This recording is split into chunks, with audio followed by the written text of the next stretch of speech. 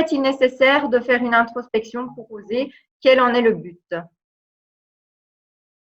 Il y a en fait plusieurs raisons, bonnes raisons de commencer par une introspection, mais je dirais que la principale, c'est que le futur est en nous, en fait, et que d'une manière ou d'une autre, nous connaissons ce futur, et que l'introspection, bien sûr, c'est un moment d'arrêt, un moment de réflexion, mais c'est surtout un moment de reconnexion aussi, avec qui nous sommes vraiment, avec qui nous pourrions être, et surtout aussi avec qui nous avons déjà été avec succès. Et ça, en fait, sans une introspection, c'est impossible.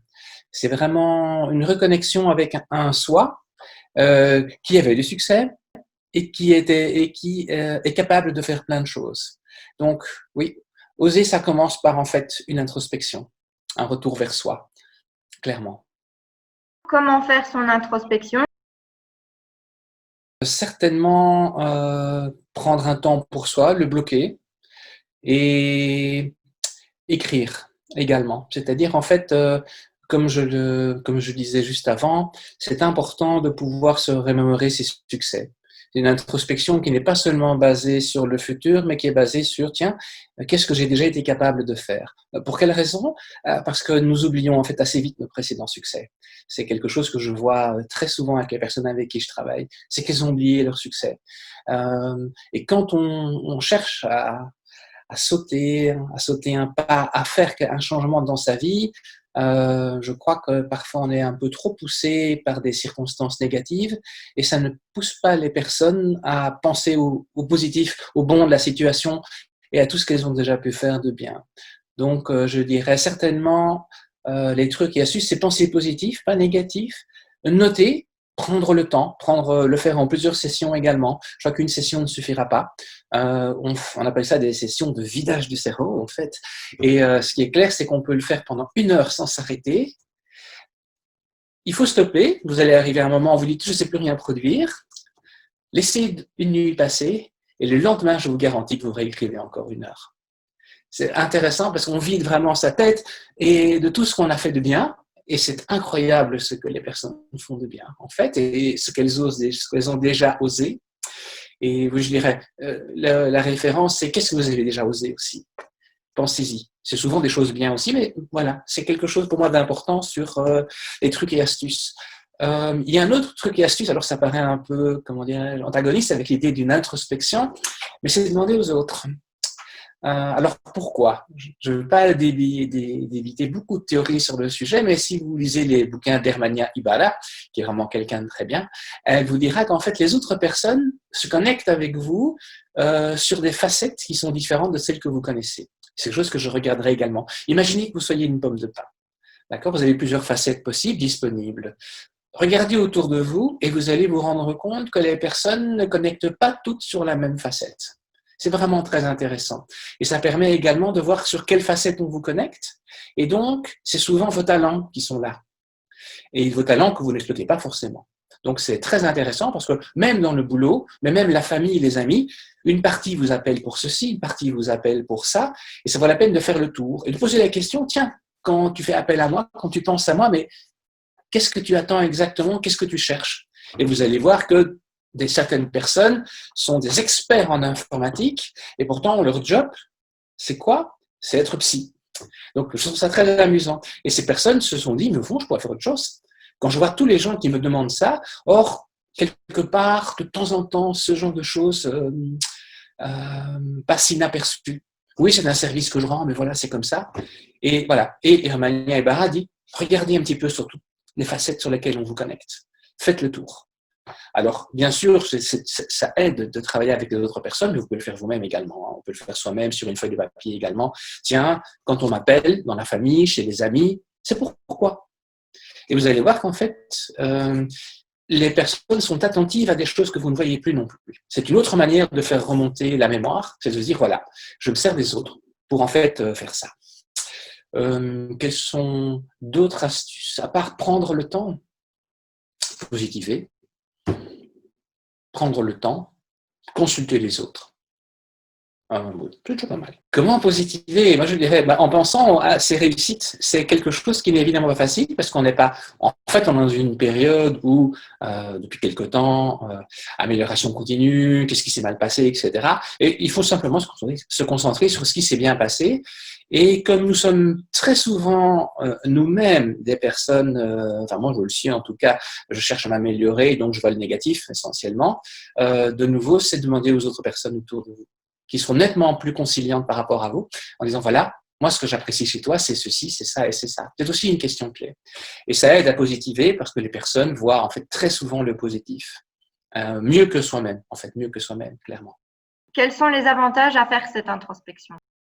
Les avantages, c'est d'abord, c'est prendre du temps pour soi. Ça, c'est déjà pour moi un grand avantage. C'est se dire, je me consacre l'heure qui vient à penser à ce que je fais, à ce que je suis content, à ce que je suis content ou pas par rapport à ce qui se passe, quel que soit le cadre. Hein. Oser, c'est dans tous les cadres, effectivement. Je le disais au début, et je crois que c'est toujours très vrai, l'avantage, c'est que ton futur est dans toi. Et que donc, le avantage, s'il y en a un seul, c'est ce que vous avez envie de faire, ce que vous savez bien faire, c'est déjà en vous. Ça, j'en suis persuadé. Et de nombreuses consultations dans le domaine me l'ont montré. Je crois que profondément, les gens peuvent m'être mis en contact avec ce qu'ils ont envie de faire, autrement qu'en lisant des bouquins sur tout ce qui est possible, ce qui est une autre manière de faire. Voilà. Mais il faut pouvoir se dire, et c'est une référence d'un autre livre qui m'avait passionné, qui s'appelle De quelle couleur est votre parachute? Je ne sais pas s'il se fait encore, mais qui était vraiment très intéressant. On s'est dit, dans la vie, il y a un moment où on se rend compte que, comment dire en bruxellois, ça clope. C'est-à-dire, en fait, et lui appelle aussi, ce que les, comment dirais-je, les menuisiers utilisent comme idée, c'est ce qu'on appelle tenon et mortaise. C'est un assemblage de bois qui se fait parfaitement, il n'y a pas de colle, ça fait juste clap.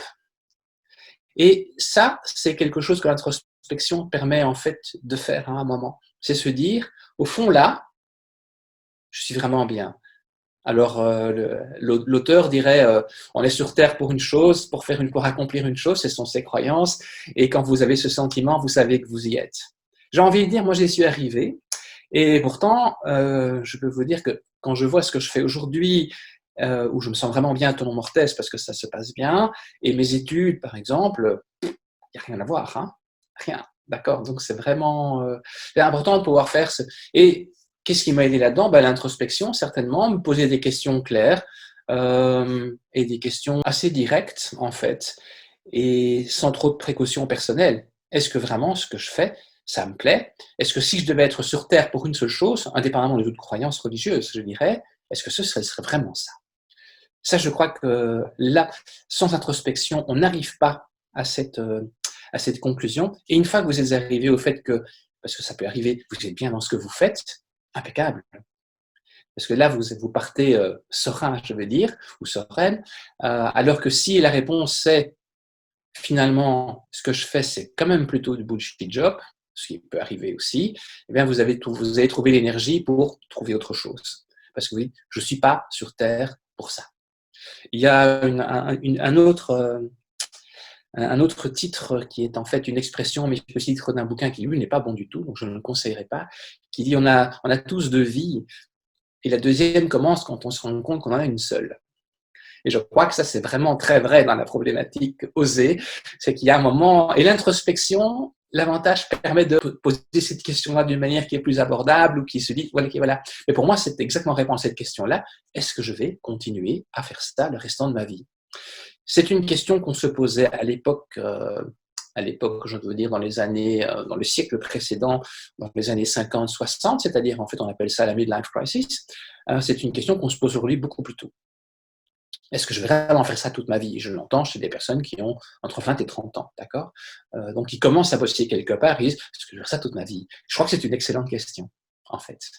Et que ça vaut vraiment la peine de prendre un temps d'introspection sur le sujet pour se dire, voilà, est-ce que je suis vraiment sur Terre pour ça? Et de s'aider des autres, parfois de lecture, etc. Mais en tout cas, de se poser cette question-là, oui. Que faire si on ne sait pas ce que l'on veut? Probablement se faire aider par un professionnel ou par une professionnelle, en tout cas. Donc, certaines personnes trouvent la solution dans les bouquins, Typiquement, de quelle couleur est mon parachute? Il y a toute une série de bouquins comme ça qui, pour les gens qui ne savent pas que faire, c'est un assemblage de tests et puis après de réponses par rapport à ça qui donnent des grandes orientations. Hein. Est-ce que je suis plutôt social? Est-ce que je suis plutôt ceci ou cela?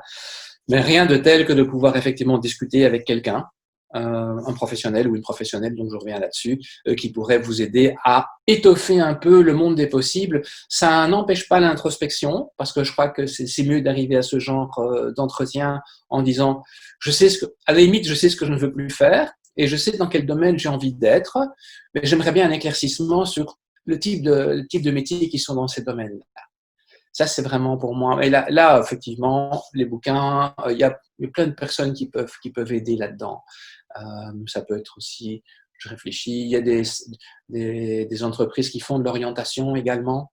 Parce que c'est pas évident. Hein. Dans ma pratique, je rencontre des gens qui savent bien ce qu'ils ne veulent plus faire, ça c'est sûr.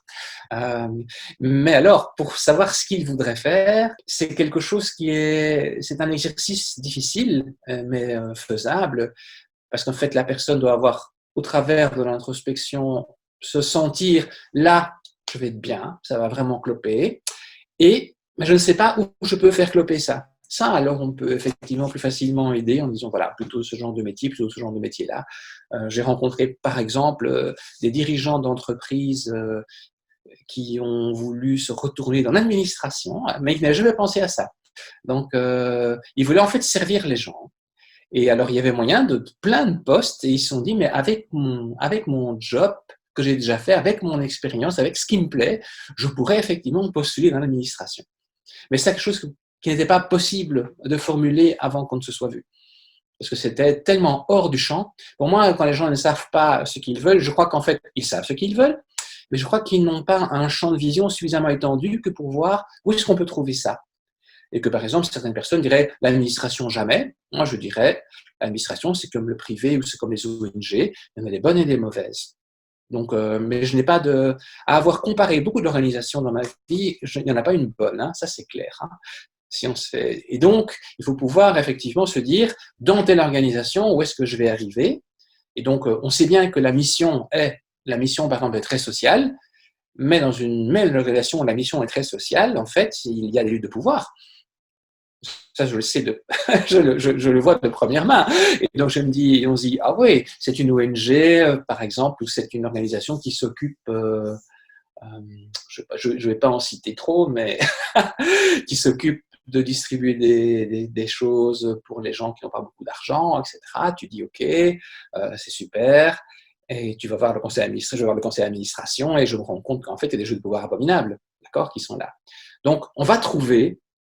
Et ça, je peux trouver la même chose dans une société privée, comme je peux trouver des gens super bien et qui font du management extrêmement participatif sur base des principes socratiques dans les sociétés privées.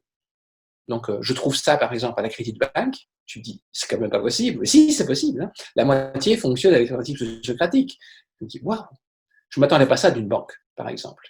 Et donc, quand on ne sait pas ce qu'on veut faire, je crois que si la dernière question à se poser, c'est où est-ce que je peux pratiquer ce dont j'ai envie de faire, ce que j'ai envie de faire, là, il faut vraiment faire jouer ces relations également. C'est-à-dire, au fond, est-ce que tu ne connais pas quelque chose? Parce que ce genre de pépite, en fait, publiquement, on ne le connaît pas. Et donc, on pourrait aller, je ne sais pas, moi, chez Médecins Sans Frontières, par exemple, pour en citer une autre, et se dire que ça va être génial. Je dis, oui, il faut aimer quand même la culture d'entreprise, et je ne m'attends pas chez MSF à trouver des choses comme je peux trouver, pas forcément en Belgique, mais ailleurs. Et à la Credit Bank, je me dirais, je vais aller me taper une banque, c'est horrible. Et puis là où j'arrive, c'est génial. Donc vraiment, voilà, c'est pour moi pas de... Quand on ne sait pas quoi faire, je dirais, une recommandation, ce serait probablement de faire un reset de ces préjugés, de ces clichés par rapport aux organisations et de se dire, dans toute organisation, il y a des endroits qui valent la peine, il faut que je les trouve. Et comment on les trouve, comme la publicité, c'est souvent du bouche à oreille, des connaissances, demander à des amis qui, etc. C'est pour moi les meilleurs réseaux. Et j'ai vu des réorientations absolument avec succès là-dedans.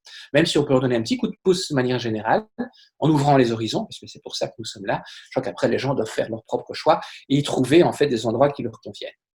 Si vous travaillez dans une organisation, le meilleur conseil qu'on m'ait jamais donné et que je peux redonner maintenant, c'est ayez un bon manager. Je ne choisis mon organisation ou mes mutations des organisations, je ne l'ai jamais fait qu'en choisissant mes managers. Hein. J'ai évité comme la peste les mauvais. Ça, déjà, c'est exceptionnel c'est déjà un bon plan. Et quand vous allez rentrer dans une organisation, la moindre des choses à faire, c'est de discuter avec le manager et de voir, d'aller manger avec lui ou avec elle, de demander 1 heure sur c'est quoi son mode de management, d'aller voir avec les équipes si c'est vrai aussi.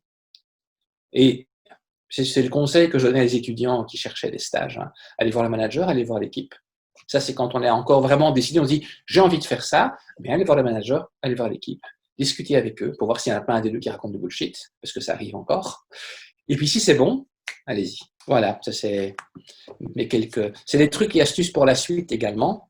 Et quand on ne sait pas ce qu'on veut, ben, essentiellement, faites-vous aider, allez voir, faites jouer vos relations.